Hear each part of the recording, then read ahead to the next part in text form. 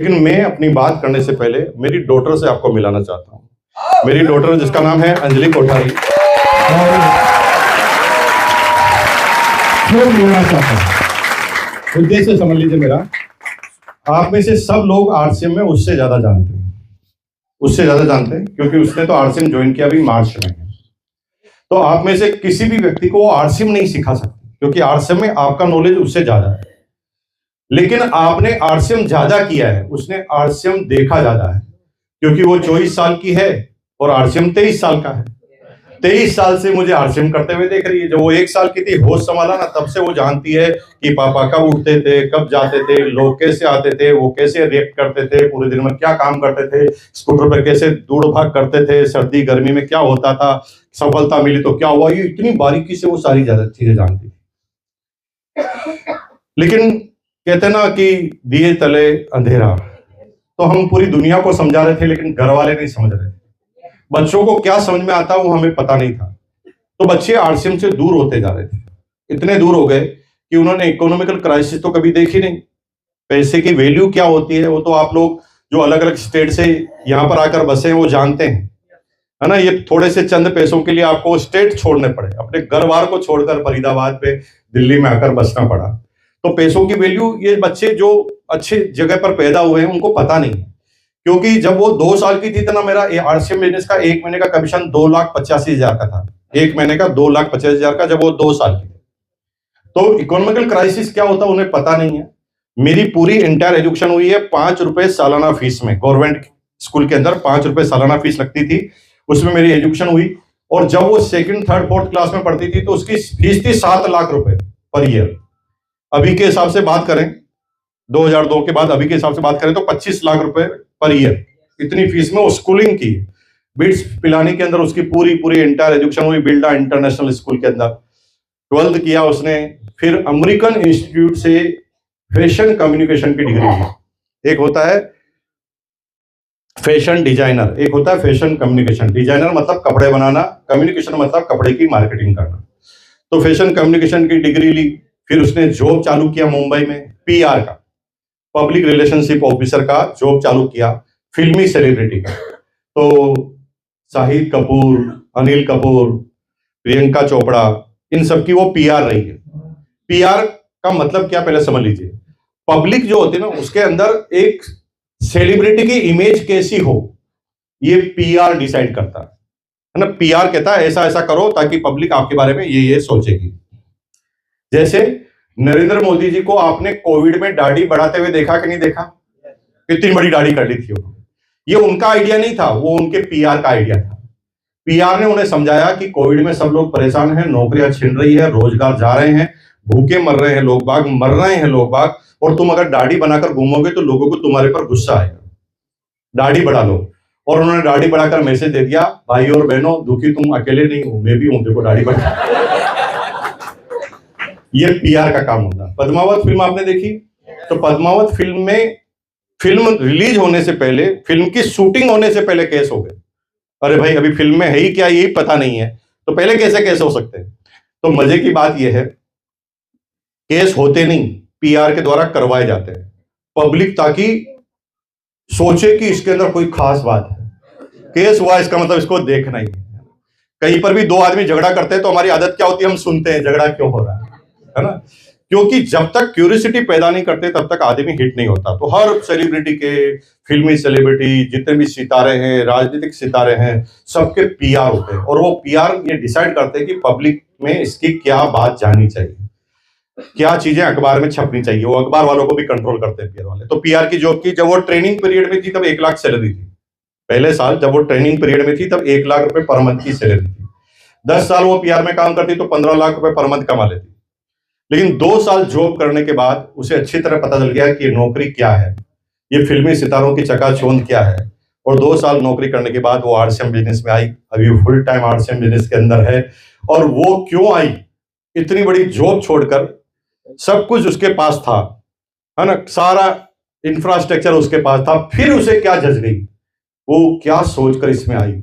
अभी सबसे बड़ा चैलेंज क्या है, जो यंग जनरेशन के लोग हैं ना, उनके सोचने का नजरिया अलग है। वो चकाचौंध में रहते हैं, वो आईआईटी इंजीनियर करेंगे, डॉक्टर करेंगे, इंजीनियर बनेंगे, उनको पता नहीं कि कितने बड़े पापड़ बेलने पड़ने सकते हैं आपको वहां पर जाने के बाद। और जितनी भी जगह पर आप पढ़े लिखा करके आगे पहुंचेंगे ना, वहां पर आपको कहीं ना कहीं किसी न किसी के बॉस के नीचे ही काम करना पड़ेगा। आप आजादी की जिंदगी नहीं जी सकते, लेकिन उसे 2 साल में यह महसूस हुआ। आइए हम जानते हैं उसी की जवानी। जय आरसीएम। कैसे हैं आप सब? झकास। मैं बहुत ओवरवेल्ड हूँ यहाँ पे आके। मैंने ना जिंदगी अभी तो काम करना चालू किया है आरसीएम में, अभी पापा के साथ ट्रैवल करना चालू किया है। बहुत कम बार होती है जहाँ पे मेरे को 360 डिग्री ऑडियंस मिलती है और 360 degree audience. So thank you so much, आपका बड़ा प्यार है। आप लोग इतना रिस्पेक्ट देते हैं मुझे थोड़ा डाइजेस्ट नहीं होता है, क्योंकि करा मैंने कुछ नहीं है। जैसा कि पापा ने आप लोगों को बताया, एक्सपीरियंस आरसीएम का ज्यादा मेरे पास है नहीं। आप में से बहुत सारे लोग यहाँ पे हैं जो मेरे से ज्यादा जानते हैं आरसीएम के बारे में, और मैं आपको कुछ सिखा नहीं सकती आरसीएम के बारे में। बट एक चीज में एक्सपीरियंस मेरा ज्यादा है, वो है आरसीएम को करीब से देखने का, आरसीएम को जानने का। आरसीएम 23 साल का है, मैं 24 साल की हूँ, तो उस चीज का एक्सपीरियंस मेरे पास थोड़ा ज्यादा है।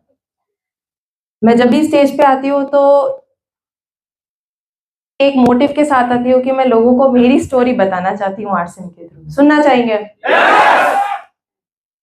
पीछे वाले भी सुनना चाहेंगे? चलो, बात शुरुआत होती है जब मैं बहुत छोटी बच्ची थी। मैं बात कर रही हूँ 2nd 3rd ग्रेड की, जब मेरे को समझ में आने लगा था कि पापा कुछ ऐसा कुछ काम करते हैं। मुझे समझ में आने लगा था कि आरसीएम नाम की चीज है, क्योंकि लोग बाग है ना पागलपंती के साथ चिल्लाते रहते थे, जय आरसीएम जय आरसीएम जय आरसीएम। तब मेरे को समझ में आने लगा भाई जय आरसीएम जैसी कोई चीज है, ऐसा लगता था मुझे।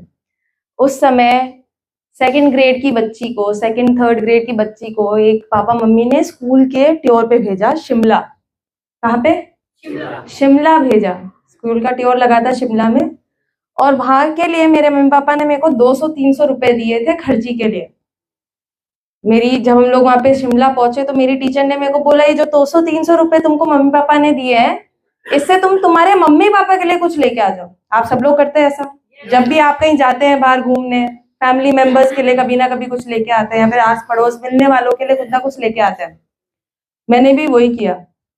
उस समय मेरी मम्मी के लिए मैं बहुत अच्छी शॉल लाई थी शिमला से, और मेरे पापा के लिए एक वुडन पेन लेके आई थी शिमला से। मुझे उसकी शक्ल सूरत अभी तक याद है, उसके ऊपर कार्विंग थी, शिमला शिमला लिखा हुआ है, वुडन कलर का पेन था।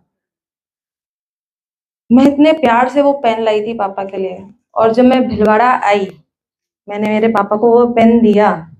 मेरे पापा ने वो पेन फेंका और बोला, ये आरसीएम का नहीं है, मैं यूज नहीं करूंगा।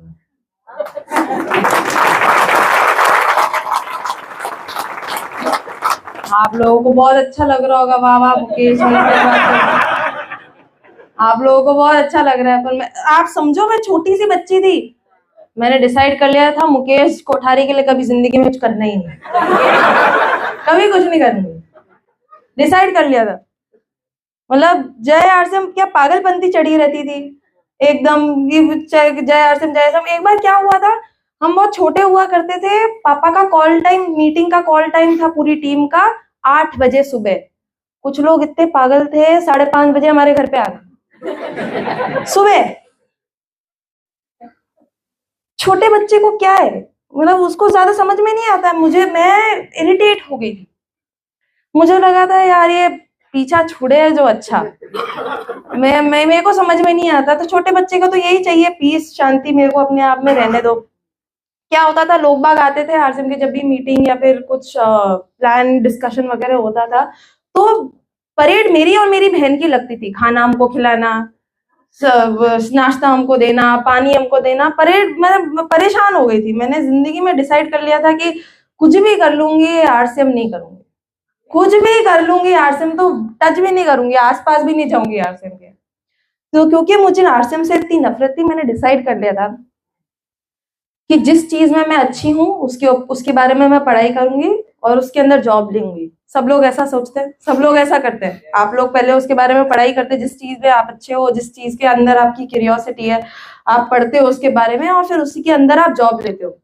मैंने वही किया। मुझे हमेशा से लगता था कि मैं फैशन में अच्छी हूँ, फैशन की मार्केटिंग में काफी अच्छी हूँ। जैसा कि पापा आप लोगों ने बताया ना, डिजाइनिंग अलग है, मार्केटिंग अलग है। मुझे हमेशा से लगता था मैं मार्केटिंग में अच्छी हो सकती हूँ फैशन की। तो मैंने फैशन मार्केटिंग का कोर्स किया एसडी पार्सन से। Parson school of design world का नंबर 1 डिजाइन कॉलेज है। आप लोग सर्च करेंगे, आप लोगों को पता लगेगा। मैंने अपनी माँ से डिग्री ली। जब मेरी ग्रेजुएशन खत्म हो गई तब मेरे को 3 कंपनी से ऑफर था। 3 कंपनी से ऑफर था, उनमें से एक कंपनी थी रेनड्रॉप मीडिया, जो कि फिल्म स्टार्स और फिल्म की पब्लिसिटी करती थी। अभी आप लोगों को लग रहा है इसने सेलिब्रिटीज के साथ काम किया है, बड़े बड़े सेलिब्रिटीज के साथ काम किया है। मैं भी इसी चीज को देख के बहुत ज्यादा पागल हो गई थी। मैंने सोचा उस समय कि यार सेलिब्रिटीज के साथ काम करना किसको अच्छा नहीं लगता, किसको उनके साथ बैठ के बात करना, किसको उनके मोबाइल नंबर सारे फोन में रखना, उनके घर पे जाके उनके साथ उनकी मूवीज देखना, किसको अच्छा नहीं लगता। मुझे वो पार्ट बहुत अच्छा लगा और मैंने अपनी नौकरी उस सेक्टर में ले ली। शुरुआत के 6 महीने मुझे बहुत मजा आया, क्योंकि आपको समझाती हूँ, क्योंकि मैं फिल्म्स की पब्लिसिटी करती थी ना, तो जो फिल्म आज आप देख रहे हो वो मैं 6 महीने पहले फिल्म सेलिब्रिटी के साथ बैठ के देख लेती थी, या तो उनके घर में या फिर उनके स्टूडियोज में। ये मेरी लाइफस्टाइल हुआ करती थी, हर एक पार्टी में इनवाइट होना, क्योंकि जहाँ पे मीडिया का काम था, जहाँ पे मीडिया 24/7 चलता है, जहाँ पे मीडिया वहां पे मैं। मुझे बहुत अच्छा लगता था शुरुआत के दिनों में। शुरुआत के 6 महीने में मुझे ऐसा लगा था मम्मी पापा से छुटकारा मिल गया। अरे वाह, कितनी अच्छी लाइफस्टाइल है मेरी, तो जबरदस्त मजा आ गया, पैसे भी अच्छे आ रहे हैं। पापा मम्मी कुछ बोल ही नहीं सकते, क्या ही बोलेंगे, अब तो मेरे पैसे, कुछ नहीं बोल सकते।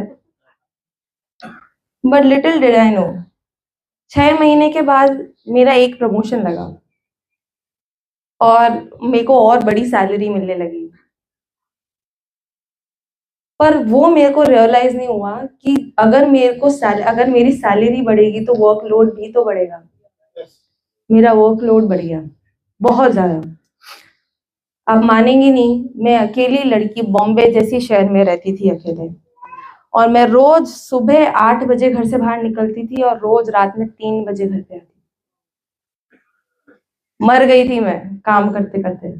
ऐसा तो था नहीं कि मैं काम नहीं कर रही हूँ, मेरे को कोई जबरदस्ती पैसे दे रहा है, ऐसा तो था नहीं। मैं काम कर रही हूँ इसलिए पैसे मिल रहे हैं मुझे। पर किस चीज के लिए मिल रहे थे? मैं एंजॉय भी नहीं कर सकती थी। सैटरडे संडे मेरे को ऑफ नहीं मिलता था। मेरे को मैं ये मम्मी पापा से मेरी एक हफ्ते में एक बार बात हो जाए, वही बहुत बड़ी बात हुआ करती थी। खुद के लिए टाइम नहीं था। जिस नौकरी को मैं इतना प्यार करती थी, उस नौकरी से मुझे प्यार नहीं रहा था, क्योंकि मैं सिर्फ अब उठ के बस काम खत्म करना चाहती थी, बस। ये मेरी लाइफस्टाइल हो चुकी थी। मैं क्यों कर रही थी मुझे नहीं पता। उस समय क्या हुआ कि मुझे एक बात याद आई पापा की। मैं जब ये नौकरी ले रही थी ना, तब मेरे को पापा हमेशा बोलते थे कि तू 2 साल काम तो करके देख ले, तुझे समझ में आ जाएगा तेरी नौकरी में और मेरी चीज में क्या डिफरेंस है। तो मैं क्या कंपैरिजन खूब करती थी, अभी भी करती हूँ पापा से, खूब कंपैरिजन करती थी। मुझे रियलाइज हुआ कि यार मेरे ऐसा तो है नहीं कि मैं मेरे पापा से बहुत ज्यादा कमा रही हूँ।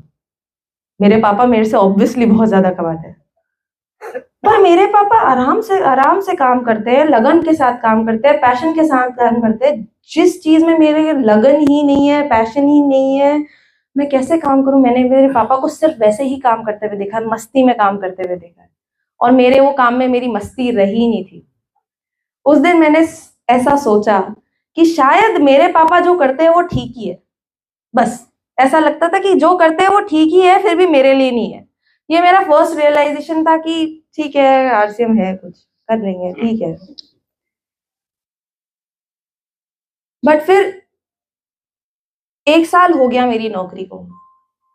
1 साल खत्म होने के बाद कुछ ऐसा हुआ जो बहुत बड़ा डिसीजन था मेरा आरसीएम करने के पीछे, बहुत बड़ा। ये सबसे बड़ा रीजन था मेरा कि मैंने डिसाइड कर लिया कि शायद आरसीएम से बेटर कुछ है नहीं। मैं बात कर रही हूँ एआई की, आर्टिफिशियल इंटेलिजेंस की। आप में से कितने लोगों को आर्टिफिशियल इंटेलिजेंस के बारे में पता है?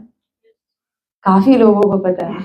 जिन लोगों को पता नहीं है मैं आपको समझाती हूँ, सब्र रखिए। अगर नहीं आए समझ में तो बताना। सिंपल सी भाषा में आर्टिफिशियल इंटेलिजेंस को अगर समझाना चाहूँ तो आप लोग जब छोटे बच्चे हुआ करते थे तब आप सोचते थे कि यार जब मैं बड़ी होंगी या फिर होऊंगा तब मेरा सारा काम एक कंप्यूटर करने लग जाएगा। सोचते थे ऐसा? सो गए क्या सब लोग? सो गए सब लोग? सोचते थे कि नहीं सोचते थे ऐसा कि कभी ना कभी कोई कंप्यूटर, जितनी भी सारी चीजें आज मैं कर सकता हूँ वो एक रोबोट करने लगेगा या फिर कहीं कंप्यूटर करने लगेगा। मेरी नौकरी में मेरे साथ ऐसा होने लग गया। विद इन 1 ईयर किसी को पता नहीं था कि चैट जीपीटी नाम की कोई चीज आ जाएगी, किसी को नहीं पता था। चैट जीपीटी के अंदर क्या होता है, जैसे आप लोगों को पापा ने बताया ना, पब्लिसिटी में क्या जर्नलिस्ट के साथ भी काम करना होता है। तो कई बार फिल्म्स के ऊपर जब भी आप आर्टिकल पढ़ते हैं तो कई बार उनका पब्लिसिस्ट लिखता है, तो वो आर्टिकल्स मेरे को लिखने पड़ते थे। यूजुअली चैट जीपीटी के आने से पहले वो काम मेरा 2 दिन का काम हुआ करता था, क्योंकि 2 दिन के काम में पहले मेरे को वो मूवी देखनी पड़ती थी, सेलिब्रिटी का इंटरव्यू लेना पड़ता था, लैपटॉप खोल के लिखो और फिर बॉस अप्रूव करता था।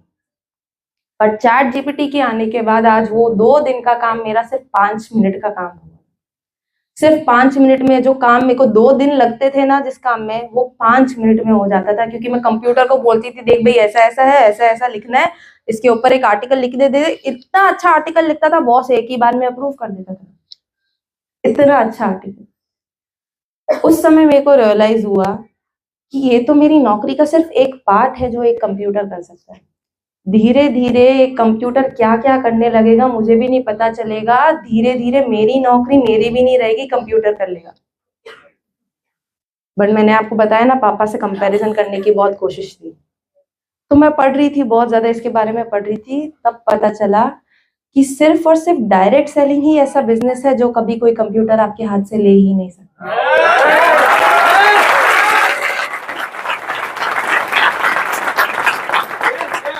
जानना चाहेंगे क्यों? जो लोग नहीं जानना चाहते वो हाँ, चलो बताती हूँ।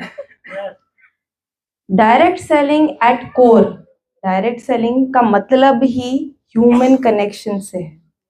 आप जब भी किसी इंसान से बात नहीं करोगे, ह्यूमन इमोशंस नहीं समझोगे, ह्यूमन इंटरेक्शन नहीं करोगे, जब भी किसी से बात नहीं करोगे तो डायरेक्ट सेलिंग हो ही नहीं सकती।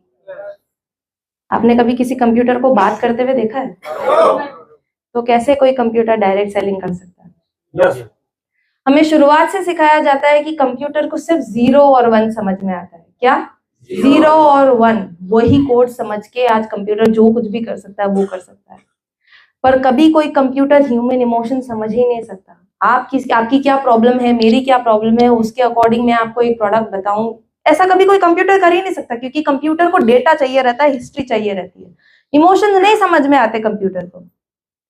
जब मुझे ये चीज समझ में आई, मुझे लगा ये बहुत ज्यादा फ्यूचरिस्टिक है, मेरी नौकरी तो धीरे धीरे चली जाएगी। और मुझे पता है आज तो विद इन 1 ईयर एक कंप्यूटर मेरी नौकरी करने लगा है। धीरे धीरे क्या हो जाएगा पता नहीं चलेगा। अभी जैसे आप में से कितने लोग फार्मर्स हैं यहाँ पे? कोई फार्मर है? और क्या क्या ड्राइवर्स वगैरह हैं यहाँ पे, कुछ नौकरी करते हैं? तो जैसे आप लोगों को बताना चाहूंगी मैं, अगर आपको लग रहा है कि ड्राइविंग का बिजनेस कहाँ जा रहा है, कहीं नहीं जाएगा, कभी कोई कंप्यूटर कर ही नहीं पाएगा, पर कर रहा है ना। टेस्ला ने ऐसी गाड़ी बना दी है जो ऑटोमेटिक चलती है, किसी ह्यूमन की जरूरत नहीं होती है। फार्मर्स, अगर कोई फार्मर है तो उनको बताने में बहुत खुशी होगी कि ऐसे फार्म डेवलप्ड हो गए जहाँ पे रोबोट्स ही काम करते हैं, एक भी इंसान काम नहीं करता, वो रोबोट जाता है, एक बीम फेंकता है उसके ऊपर, प्लांट के ऊपर, पता लगा लेता है इसको क्या बीमारी है, पेस्टिसाइड की जरूरी है, कितना पानी की जरूरी है, फ्रूट निकालना है या नहीं निकालना है, सब कुछ पता कर लेता है।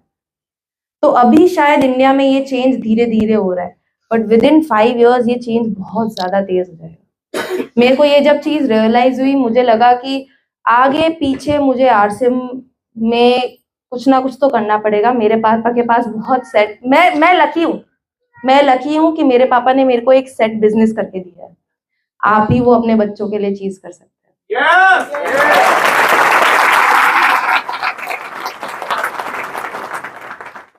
ठीक है, फिर भी अगर ये मेरे को पता भी चल गया था, फिर भी मेरे पास एक स्ट्रॉन्ग पर्पस नहीं था। मेरे पास अभी तक सिर्फ रीजंस थे आरसीएम करने के, मेरे पास एक पर्पस नहीं था आरसीएम क्यों करना चाहिए। फिर एक दिन क्या हुआ, ये मेरी नौकरी को 1.5 ईयर्स हो चुके थे। मैं आपको अभी की बात बता रही हूँ, मार्च पिछले साल की बात बता रही हूँ।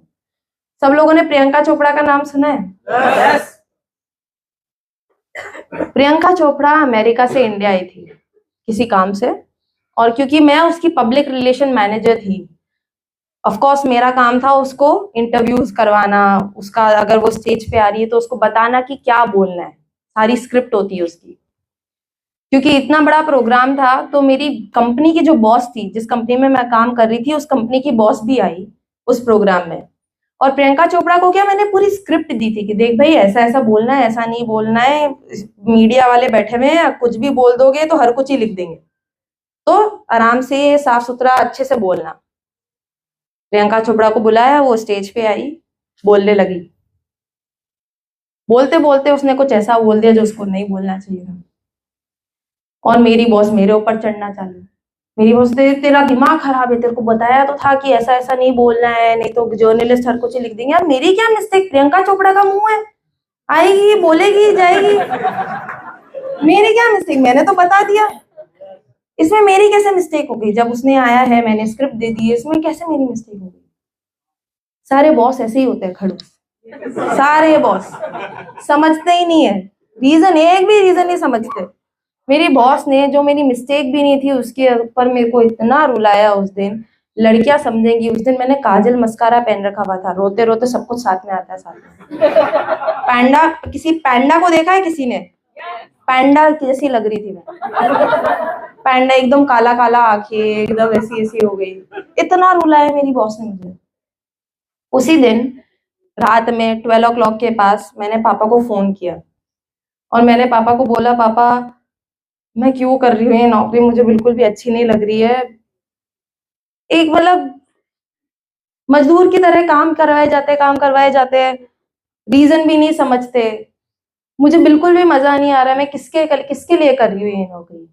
आप मेरे को बताओ, अगर मैंने फ्यूचर में कभी डिसीजन बनाया आरसीएम करने का, तो आप मेरा साथ दोगे? पापा ने बोला, अभी के अभी नौकरी छोड़ा और आरसीएम चालू कर दे।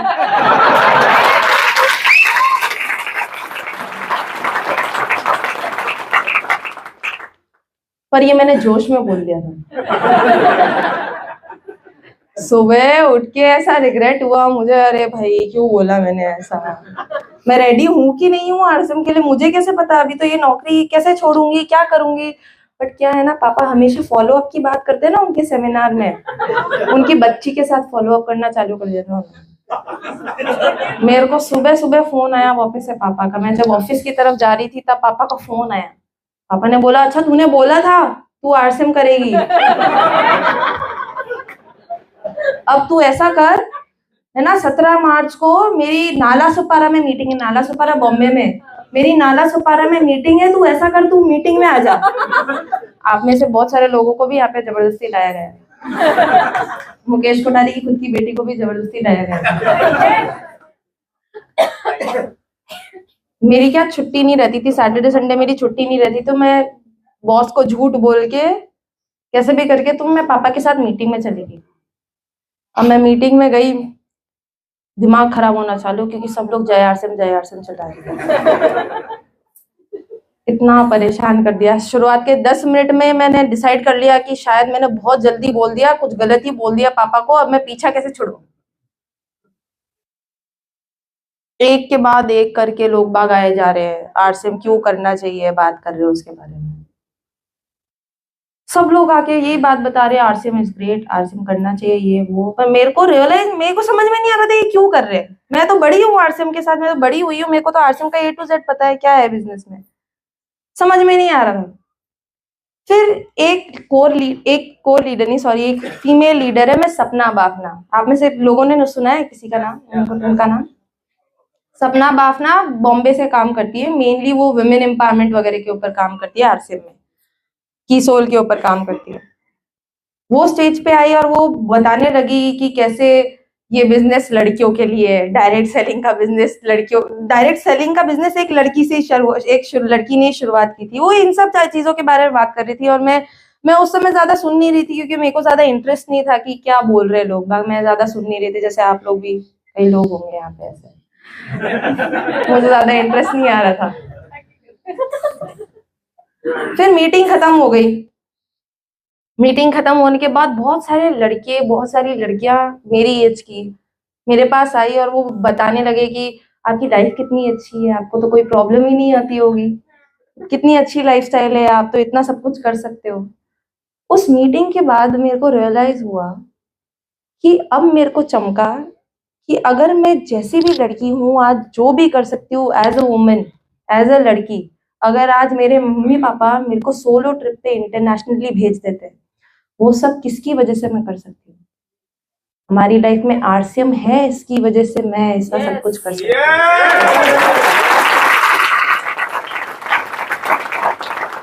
अगर हमारी लाइफ में आरसीएम नहीं होता, अगर पापा आरसीएम नहीं करते, तो आज जो कुछ भी मैं एज अ लड़की कर पाई हूँ वो मैं कभी नहीं कर पाती, कभी भी नहीं कर पाती। मैंने जो भी मेरे करियर के थ्रू सीखा मैं कभी नहीं सीख पाती। और जब ये मेरे को रियलाइज हुआ ना, तब मैं चाहती थी कि ये स्टेज जो आज मैं यहाँ पे जहाँ पे हूँ, वो स्टेज मैं बाकी लड़कियों को भी एक्सटेंड करना चाहूंगी, क्योंकि अगर मेरी लाइफ में सिर्फ आरसीएम की वजह से इतने सारे चेंजेस आ सकते हैं, तो बाकी सारी महिलाओं की लाइफ में क्या क्या हो सकता है।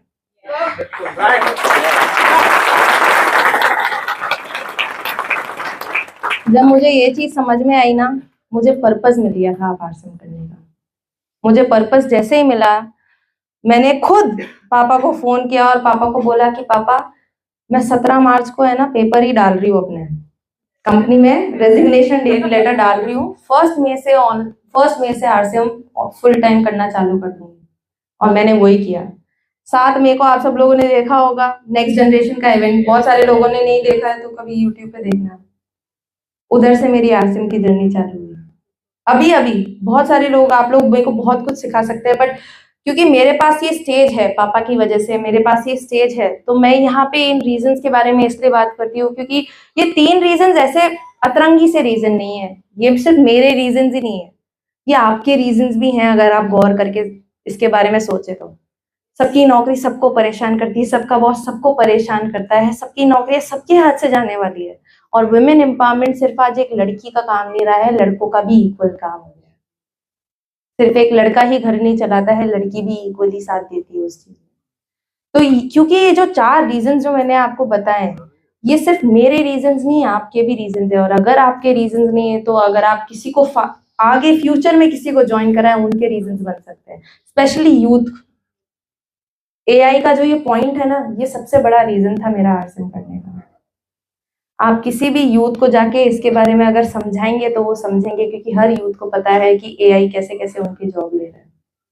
इसी के साथ मैं अपनी बातों को विराम देना चाहूंगी, क्योंकि आप लोगों को लग रहा है मुकेश जी कोठारी को कब बुलाएंगे वापस से। आप लोग यही सोच रहे कि किसको माइक पकड़ा दिया, इसके लिए तो नहीं आए थे हम। But anyways, thank you so much.